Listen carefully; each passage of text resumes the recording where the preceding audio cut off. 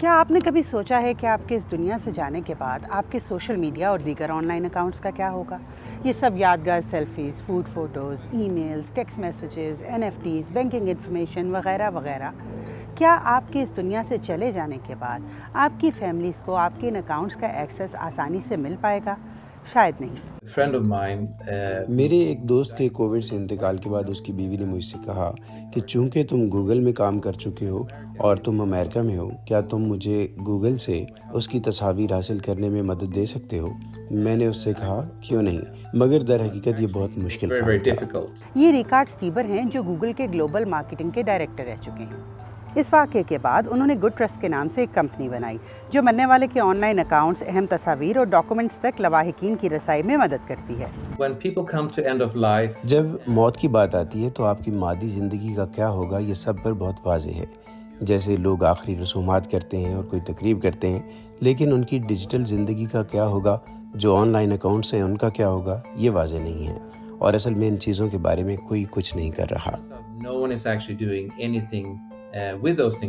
Record کا کہنا ہے کہ اپنے دیگر اثاثوں کی طرح ہمیں اپنے آن لائن ایسٹس کے لیے بھی پہلے سے پلاننگ کر لینی چاہیے تاکہ ہمارے اس دنیا سے جانے کے بعد ہمارے اکاؤنٹس یا ان میں موجود اہم معلومات جرائم پیشہ افراد یا ہیکرز کے ہاتھ نہ لگ جائیں، اکاؤنٹس آٹومیٹکلی ڈی ایکٹیویٹ ہونے سے اہم معلومات ضائع نہ ہو جائیں، یا آرٹیفیشل انٹیلیجنس کے ذریعے ہمارے مرنے کے بعد سوشل میڈیا پر ہماری طرف سے پوسٹ نہ جائیں۔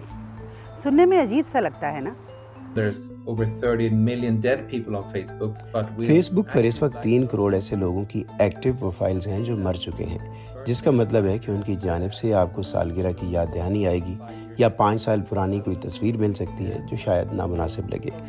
آپ کے پاس مختلف طریقے ہیں کہ آپ فیس بک کا کنٹرول لے سکیں، وہ سبسکرپشنز کینسل کر سکیں جو شاید ہم سب کے ہی پاس ہیں، اور ہم میموریز اور تصاویر کو گوگل، ایپل، فیس بک اور دوسری جگہوں سے ڈاؤن لوڈ کر سکیں تاکہ یہ سب ہمارے خاندانوں، بچوں اور ان کے بچوں تک پہنچ سکے۔ یوں تو مختلف ویب سائٹس نے اس حوالے سے اقدامات کیے ہیں، جیسے فیس بک کسی یوزر کی موت کی اطلاع کنفرم ہونے پر اس کے اکاؤنٹ کو ایک یادگاری صفحے میں بدل دیتا ہے، جسے لیگیسی کانٹیکٹس یعنی یوزر کی جانب سے نامزد کردہ کوئی دوست یا رشتہ دار مینیج کر سکتا ہے۔ ایپل اور گوگل بھی یوزر کی جانب سے ایسے کانٹیکٹس ایڈ کرنے کی ملتی جلتی آپشنز دیتے ہیں تاکہ اکاؤنٹ ہولڈر کی موت کی صورت میں یا تو وہ اکاؤنٹ بند کیا جا سکے یا مخصوص معلومات ان کانٹیکٹس سے شیئر کی جا سکیں۔ البتہ ٹویٹر ایسے اکاؤنٹس کو ڈی ایکٹیویٹ کر دیتا ہے۔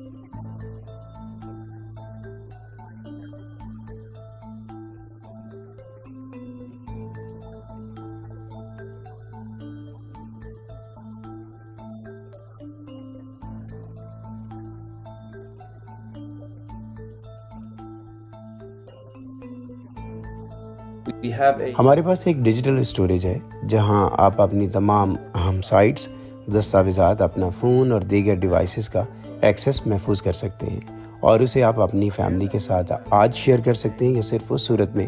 جب آپ کو کچھ ہو جائے۔